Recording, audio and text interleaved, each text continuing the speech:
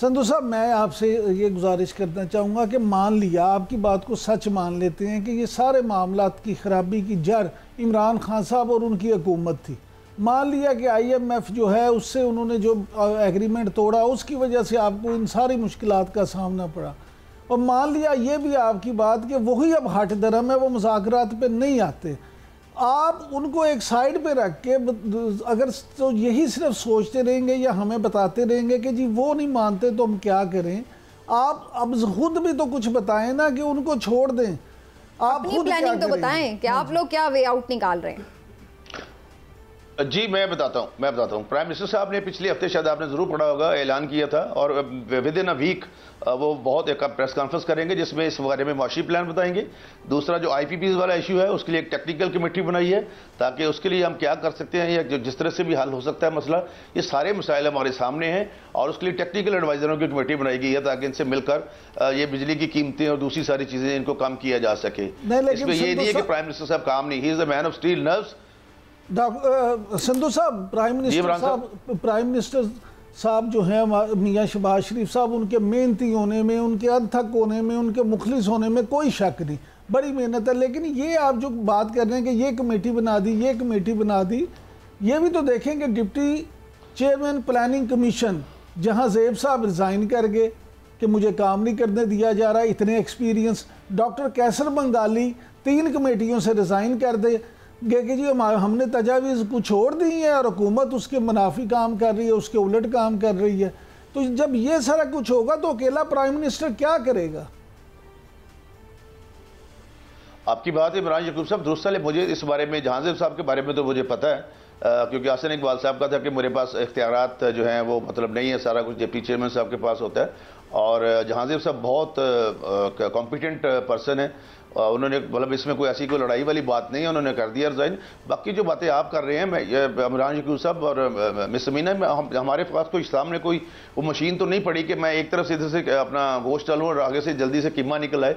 It will take time. जो मसाइल इतने बड़े हैं सर, हम कब कह रहे हैं कि सुबह हम उठें तो सब मसले हल हो। हम तो कह रहे हैं आप सिर्फ प्लान तो हमें दें कि ये प्लान है और उसके बाद बेशक उसकी एग्जीक्यूशन में साल लगे, 1.5 साल लगे, 2 साल लगे, हमें पता हो कि जी ये प्लान एक बन चुका हुआ है, इसके ऊपर इंप्लीमेंट है। फिलहाल तो हमें ये नजर आ रहा है कि हुकूमत के पास कोई आइडिया ही नहीं। जो आप लोगों ने सोचा हुआ था कि उधर से सरमायाकारी आ जाएगी, उधर से IMF के पैसे आ जाएंगे, चलो जी कुछ और टाइम गुजर जाएगा, वो तो नहीं हुआ। उसके अलावा आपके पास अब क्या ऑप्शन है? देखिए समीना, अभी इमरान भाई मुझे कह रहे थे कि चलो जी ये तो हो गया लेकिन अकेला, लेकिन मैं उस बात को जानता हूं जो मेरे सामने हुई है, जिसका मैं गवाह हूं। मियां शहबाज शरीफ साहब ने, प्राइम मिनिस्टर साहब ने, आप देखेंगी उनके सामने प्लान हर चीज़ पेश करेंगे। थोड़ा सा मैं टाइम दे, 1 हफ्ता 2 हफ्ते, डेफिनेट एक बहुत बड़ी ये सारी इसके बारे में बात होगी। और मियां नवाज शरीफ का भी आज इसी बात पर सारा कंसर्न था। अच्छा, थोड़ा सा आगे फिर चलते हैं, ठीक है। वी होप कि वो जल्दी प्रेस कॉन्फ्रेंस कर लें। वैसे हमने सुना यही था कि 14 अगस्त पे भी उन्होंने करनी थी, फिर वो आई नहीं। लेकिन बहरहाल प्रेस कॉन्फ्रेंस से हम 2-4 रोज देखते हैं और वो सारी सिर्फ इमरान खान को बुरा भला कहने के लिए आके गुजरा करते हैं, कुछ अवाम के मुफाद की बात तो करते नहीं है। अब आपका प्रायोरिटी क्या है? क्योंकि कल परसों भी मैं देख रही थी, आते हैं वो ऑक्सफोर्ड का इलेक्शन क्यों लड़ रहे हैं, उसके ऊपर वो आके गुफ्तगू करके चले जाते हैं।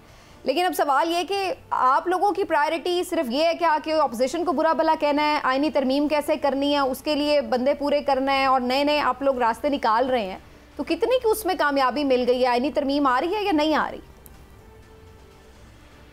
नहीं, कौन सी दो बिल जमा हुए हैं। एक उसका अपना 184 सो मोटो इख्तियारात के बारे में, वो प्राइवेट मेंबर बिल है, और दूसरा हमारे बैरिस्टर हैं अपना दानियाल, उन्होंने बिल पेश किया कि जजेस की तादाद जो है वो ज़्यादा की जाए।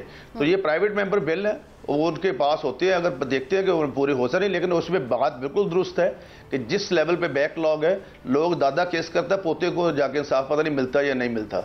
तो अब सारी जो पूरी सुप्रीम कोर्ट और हाई कोर्ट में सिवाय पॉलिटिकल केसेस के अलावा और आप कुछ भी नहीं हम देख रहे। हमारे शाम के सारे टॉक शोज सारा दिन भी यही बातें होती हैं। तो फिर हम भी कुछ और भी तो लोग इस बात के सबब हैं ना जो ये फैसले, इसलिए वो हम कह रहे हैं कि जजेस बढ़ाए जाए। अभी आपने एनवायरनमेंट पे बहुत काम करना है, अभी तो आपका क्लाइमेट चेंज जो है इस हवाले से हम एक्सपर्ट और असामियां खाली हैं वो नहीं आप बढ़ा रहे। हाई कोर्ट के जजेस हैं, वो अपनी जो तादाद ड्यू है वो पूरी नहीं है, वो नहीं आप लोग लगा रहे, जो पहले असामियां खाली हैं। और सुप्रीम कोर्ट में आप कह रहे हैं कि हम और जजेस बढ़ा दें और एडहॉक भी लगा दिए, अब और भी बढ़ा रहे हैं। जो उधर नीचे तो पहले मसले हल करें। देखिए سمینہ دیکھیں میں لائر ہوں، پریکٹیکل وکیل ہوں، مجھے پتا ہے یہ ابھی انہوں نے بلایا جوڈیشل کمیشن کا اجلاس، میرے خیال اسی مہینے ہے، کون سی ڈیٹ ہے، ستمبر کی، قاضی فائز عیسیٰ صاحب نے، چیف جسٹس صاحب نے، 13 واٹ ایور، تو اس میں آئیں گی، لیکن یہ کام تو جوڈیشل کمیشن کا ہے نا، وہ جب بتائیں گے جو بھی ہوتا ہے اس میں تو ساری جو 9 رکنی ہے جتنے بھی رکنی کمیٹی ہے وہ مل کے طے کرتی ہے. اور میں دوبارہ آپ سے ایک ریکویسٹ کرتا ہوں کہ اگر سپریم کورٹ میں ججز کی تعداد بڑھتی ہے تو وہ بھی اسی طریقے سے آئیں گے، عدلیہ ہی ان کو لے کے آئے گی اپنے لوگوں کو جو بھی وہ لانا چاہتے ہیں اور جو کمپیٹنٹ لوگ ہیں واٹس ایور.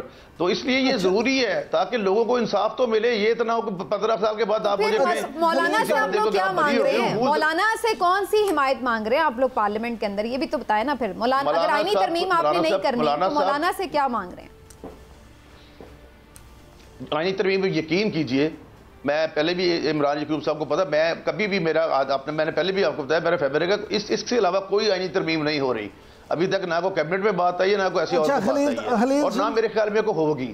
اچھا خلیل طاہر سندھو صاحب یہ فرمائیے گا کہ عمران خان صاحب کا ملٹری کورٹ میں ٹرائل ہوگا یا ایسے ہی روتا رہے گا؟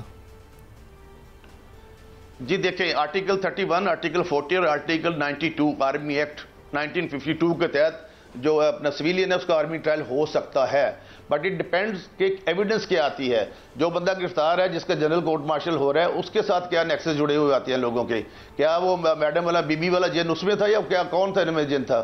تو یہ پتہ چلے گا اب سارا کہ اس کے اگر آپس میں ان کی ساری چیزیں آ جاتی ہیں، اور خاص طور پہ جو 9 مئی کو وقوع ہوا ہے اس میں دیکھنا پڑے گا. اور یہ اتنا بڑا شاید بات نہ ہو، بہت سارے لوگ جو حصہ لیتے ہیں پالیٹکس میں، دیکھنا یہ ہے کہ کیا آرمی کے اندر کوئی ایسا نیکسس بنا تھا جس کے تحت آرمی کے اندر 9 مئی کو اس طرح سے بغاوت کروانے کی کوشش کی گئی تھی، جس میں کور کمانڈر آپ کو پتا جو لاہور والا اس کو بھی ٹرائل کیا گیا تھا.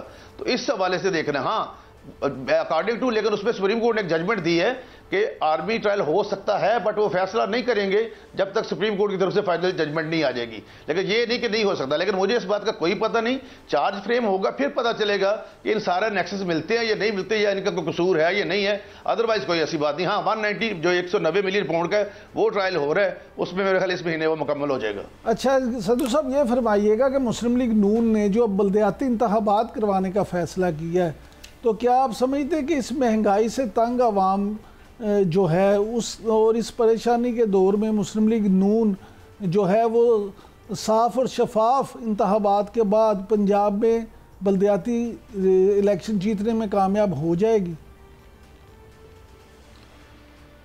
میں اس بارے میں بڑا ہوپ فل ہوں. ہمارے جتنی میجورٹی ہے پنجاب میں پہلے بھی، اور پنجاب کے لیے میڈم مریم بہت سارا کام بھی کر رہی ہیں. تو میں اپنے طور پہ ایز ایک ورکر ہوتے ہوئے میں فیل کرتا ہوں کہ وی ول بی سکسیسفل. لیکن پھر بھی جو بھی ریزلٹس آئیں گے وہ سب کو قابل قبول ہوں گے، کوئی ایسی بات نہیں. لیکن یہ بنیادی یہ روح ہوتی ہے ایکچولی ڈیموکریسی کی، جو بلدیاتی انتخابات ہوتے ہیں لوکل باڈیز کے. کسی بھی جگہ پہ آپ چلے جائیں لوگوں کے، اگر آپ سوئٹزرلینڈ جائیں گے وہاں پہ کینٹون ہوگی، انگلینڈ میں جائیں گے وہاں پہ کونسل ہوگی، تو بہت سارے مسائل جو ہیں وہاں پہ لوگوں کے نیچے عوامی مقامی طور پر حل ہو جاتے ہیں. That's why it's very essential کہ بلدیاتی انتخابات کروائے جائیں. اچھا سندھو صاحب اسی کے متعلق ہے، کیونکہ سندھو صاحب یہ بھی سنا ہے، یہ بھی خبر ہے کہ میاں حمزہ شہباز جو ہیں ان کو یہ ٹاسک دیا گیا ہے کہ یہ بلدیاتی انتخابات کے حوالے سے وہی ساری تنظیم سازی کریں گے، وہی سارے ٹکٹوں کے فیصلے کریں گے اور وہی کارکنوں کو موبلائز کریں گے. تو کیا حمزہ پہلے جیسے ایکٹیو نظر آئیں گے؟ میرا تو آپ کو پتہ ہے عمران صاحب، میرا تو بالکل ان سے ذاتی بھائیوں جیسا تعلق ہے، اور ہی از ویری ایکٹیو. اور ہوں گے ایکٹیو، کیوں نہیں ایکٹیو ہونا. ہم سب میاں نواز شریف کی قیادت میں سب کے سب متحد اور متفق ہیں، اور ان کا تجربہ بھی بہت زیادہ ہے. میں نے آپ کو پتہ پچھلے 4 سال ان کے ساتھ 5 سال اپوزیشن میں گزارے ہیں. ڈپٹی اپوزیشن لیڈر تھا اور چیف ویپ بھی تھا. تو میں نے تو جو حمزہ صاحب کو دیکھا ڈیفینیٹ ہی ول ورک. اور آخری سوال دے دیجیے سینیٹر صاحب، میاں صاحب کب جا رہے ہیں لندن اور کتنی دنوں میں واپس آ جائیں گے؟ مجھے ابھی تک کنفرم نہیں ہے، لیکن اگر وہ جاتے بھی ہیں تو شاید وہ اپنے ٹریٹمنٹ کے لیے جائیں گے اپنا، چونکہ ان کا جینون مسئلہ ہے. باقی ایسی کوئی بات نہیں ہے. اور کوئی بھی مطلب لندن جانا ہے تو ان کی ذاتی ایک فیصلہ ہے، ان کا پرسنل فیصلہ ہوگا. لیکن ابھی تک ایسی بات مجھے نہیں اس بات کا پتہ. لیکن جانا اگر جاتے بھی ہیں تو 2 ہفتے میں یا 3 ہفتے میں واپس آ جائیں گے. سینیٹر صاحب آپ ذرا تھوڑا زیادہ رابطے میں رہیں. قیادت سے اکثر سوالوں کے جواب میں آپ نے یہی کہا کہ مجھے اس بارے میں پتہ نہیں ہے. سینیٹر صاحب بہت بہت شکریہ آپ کا پروگرام کے لیے وقت نکالا.